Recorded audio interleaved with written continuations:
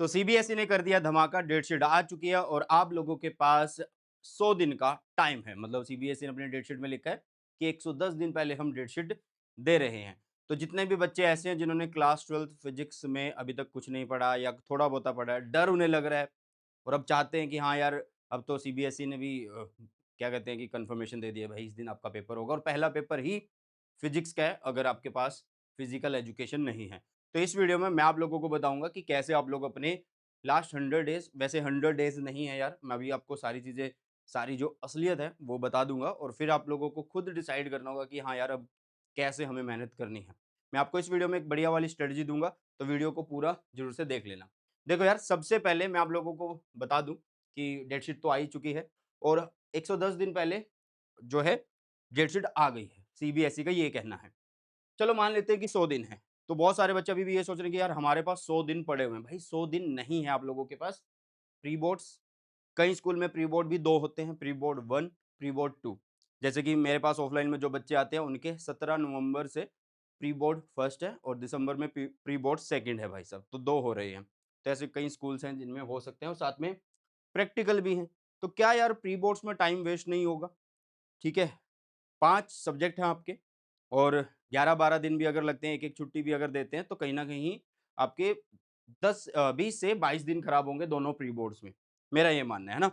तो भई 100 दिन में से आपके पास ये लगा के चलो 20-22 दिन तो ये खराब हो गए दोनों प्री बोर्ड्स के और साथ में प्रैक्टिकल एग्ज़ाम। प्रैक्टिकल एग्ज़ाम आपका फिज़िक्स, आपका केमिस्ट्री, आपका जो भी और एडिशनल हो सकता है जो भी है आपके पास, तो इनमें टाइम लगता है। अब ये नहीं है कि प्रैक्टिकल लेने में टाइम लग रहा है, प्रैक्टिकल तो एक ही दिन में हो जाएगा, उसकी फाइल वगैरह तो आपको पहले से ही तैयार करनी होगी, जिन्होंने नहीं तैयार करी होगी तो टाइम इस तरीके से वेस्ट हो रहा है। तो आपके पास 100 डेज़ नहीं है भाई साहब, आपके पास सिर्फ-सिर्फ 2 महीने हैं। तो इन 2 महीनों में अब आप लोगों को डिसाइड करना है कि यार पढ़ना है या नहीं पढ़ना है। कितनी भी स्ट्रेटजी वीडियोज़ देख लो, कितनी भी अच्छी वन शॉट वीडियोज़ मैं इस चैनल पे डाल दूँ, तब तक उसका फ़ायदा नहीं होगा जब तक तुम पढ़ोगे नहीं। देखो यार, आप इस रील नहीं, इस वीडियो का जो भी थंबनेल है उसको देख के आए होंगे कि यार हाँ, 100 आ जाएँगे, अब 95 प्लस आ जाएँगे। भाई, किसी भी स्ट्रैटेजी वीडियो को देख लेना या कोई भी कितने बढ़िया तरीके से आपको पढ़ा रहा है, तब तक नंबर नहीं आ सकते जब तक तुम खुद मेहनत नहीं करोगे। तो अगर आप चाहते हो हाँ, अगले 60 दिन मैं बहुत अच्छे से पढ़ूँगा या 70 दिन जितने भी बचे हुए हैं भाई, मेहनत करने के लिए अगर आप तैयार हो, तो ही इस वीडियो को देखने का फ़ायदा है, ठीक है? और अभी मैं आप लोगों को बोलूँगा जो टेलीग्राम चैनल है सुनील जंगड़ा सर के नाम से, इसको फटाफट से जॉइन कर लो। क्लास 12 फिज़िक्स के रिगार्डिंग जितने भी नोट्स वगैरह हैं, वो सारे आप लोगों को यहाँ पे मिल जाएँगे। मैं सारे यहाँ पे दोबारा से एक बार से पोस्ट कर दूँगा। कुछ भी नया अगर बना रहा हूँगा, hand written notes, digital hand written notes, तो वो भी यहाँ पे पोस्ट कर दूँगा बिल्कुल फ्री ऑफ कॉस्ट। चैनल का लिंक आपको डिस्क्रिप्शन बॉक्स में मिल जाएगा बेटा, ठीक है? चलो यार, अब बात कर लेते हैं मेन चीज़ के ऊपर कि आपको करना कैसे है। देखो यार, ज़्यादा मतलब ऐसा स्ट्रैटेजी या ऐसा कोई शेड्यूल नहीं बनाना है कि यार मतलब कुछ मेहनत ही ना हो, है ना? क्योंकि हमें सारी चीज़ें पढ़नी है, फिज़िक्स, केमिस्ट्री, मैथ्स या बायो, जो भी अगर आपके पास है। तो भई सबसे पहले मैं आप लोगों को बस ये बोलना चाहूँगा फिज़िक्स के लिए, ठीक है? ऐसा बाकी सब्जेक्ट में भी अप्लाई कर सकते हैं कि डिवाइड कर लो अपना सिलेबस। अब ये डिवाइड किस हिसाब से करना है कि आपका कितना सिलेबस बिल्कुल अच्छे से हो गया है। मीन्स उसमें थ्योरी की मैं अगर बात करूँ, सिर्फ मैं थ्योरी की बात कर रहा हूँ, कोई भी क्वेश्चन वगैरह की अभी बात नहीं कर रहा हूँ कि कितना सिलेबस आपका कंप्लीट हो गया है, कितने चैप्टर आपके बिल्कुल ज़ीरो हैं जिनको अभी तक आपने उसको टच नहीं किया और कितने चैप्टर ऐसे हैं जिनको आपने कुछ-कुछ आता है उनमें, कुछ-कुछ आता है बस, ज़्यादा नहीं, सिर्फ थोड़ा बहुता पता है उनके बारे में। मान लो कोई चैप्टर में अगर 15 टॉपिक है या 20 टॉपिक है, 10 टॉपिक है तो आधे आपको आते हैं, कुछ ऐसा, है ना? और मतलब इस लेवल पे मोस्टली बच्चे ये होंगे उनको कुछ-कुछ तो आता ही होगा। सारे बच्चे ऐसे नहीं हो सकते जो ज़ीरो पे हों, है ना? इतना तो मैं मान ही सकता हूँ। तो जो भी बच्चे ज़ीरो पे हैं, जिन्होंने मतलब ज़ीरो नहीं, मैं ये बोल रहा हूँ कि जिनका मान लो 14 चैप्टर हैं, अगर आपको लगता है कि मेरे 4 चैप्टर या 5 चैप्टर अभी भी पेंडिंग है पूरे, तो आपका सबसे पहला काम है कि ये जो 4 चैप्टर हैं बेटा जी, मतलब या जितने भी चैप्टर आपके बचे हुए हैं, उनको पहले आप 15 से 20 दिन के अंदर निपटा दो। कितने दिन के अंदर निपटाना है बेटा जी? 15 से 20 दिन के अंदर आप उनको निपटा दो। 20 दिन तब लेने चाहिए जब आपके लग रहा है आपको कि 6 चैप्टर हैं या 7 चैप्टर, अगर आपको लग रहा है कि 4 चैप्टर है तो 10 दिन 12 दिन में निपटा के एक साइड करो उनकी थ्योरी और प्लस डेरिवेशन, ठीक है? थ्योरी प्लस डेरिवेशन उनकी निपटा दो यार, क्लियर है? अब मेरे अकॉर्डिंग अगर आपके 4 चैप्टर या 5 चैप्टर रहते हैं, तो 15 या 20 नवंबर तक आप लोगों को क्या कर देना चाहिए, आपको अपने जो बचा हुआ सिलेबस है पहले वो खत्म कर देना चाहिए 20 नवंबर तक। बचे 10 दिन में अब आप लोगों को क्या करना है, नवंबर के ही बचे 10 दिन में आप लोगों को जो नए कुछ-कुछ आता है, थोड़ा बहुता जो चैप्टर आता है, उनको पक्के कर लेना है, ठीक है? तो आपका नवंबर कंप्लीट हो जाएगा भाई साहब, है ना? अब इसी बीच आपके प्री बोर्ड्स भी आ जाएँगे, प्रैक्टिकल भी हो सकते हैं या प्रैक्टिकल जैन के अंदर आ जाएँगे। तो भाई मैं ये नहीं बोलूँगा कि आप उन टाइम में पढ़ो मत। पढ़ना देखो पड़ेगा, मेहनत करनी है। हाँ, कम-ज़्यादा आउटपुट हो सकती है कि भाई आज जैसे प्री बोर्ड्स हैं, तो प्री बोर्ड्स में ये हो सकता है कि तुम क्या पता उतना अच्छे से ना पढ़ पाओ, 1 घंटा नहीं पढ़ पाए या 2 घंटा जो भी सेल्फ स्टडी है। तो मैनेज आपको खुद से कर लेना है एक बार। बट मैं अभी बता देता हूँ कि पहले ज़ीरो वाले जो चैप्टर्स हैं बिल्कुल टच नहीं किया, उनको निपटा दो 15 से 20 दिन के अंदर और जो कुछ-कुछ आते हैं थोड़े बहुत चैप्टर उनको 10 दिन में निपटा दो आप लोग, ठीक है? अब उसके बाद जैसे ही आपका नवंबर खत्म, दिसंबर स्टार्ट तो 5 दिन लगाओ यार कंप्लीट सिलेबस की रिवीजन में, ठीक है? 5 दिन लगाओ कंप्लीट सिलेबस की रिवीजन में बेटा जी, ओके?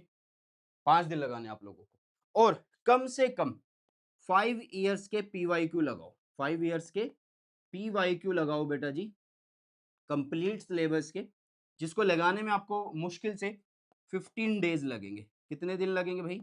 15 डेज़ लगने वाले हैं। क्लियर है बेटा? कितने दिन लगने वाले हैं भई? 15 डेज़। अगर आप यहाँ से देखो तो 20 दिन एक हो गए आपके, 10 दिन ये हो गए, ठीक है? तो 30 दिन तो कंप्लीट भाई।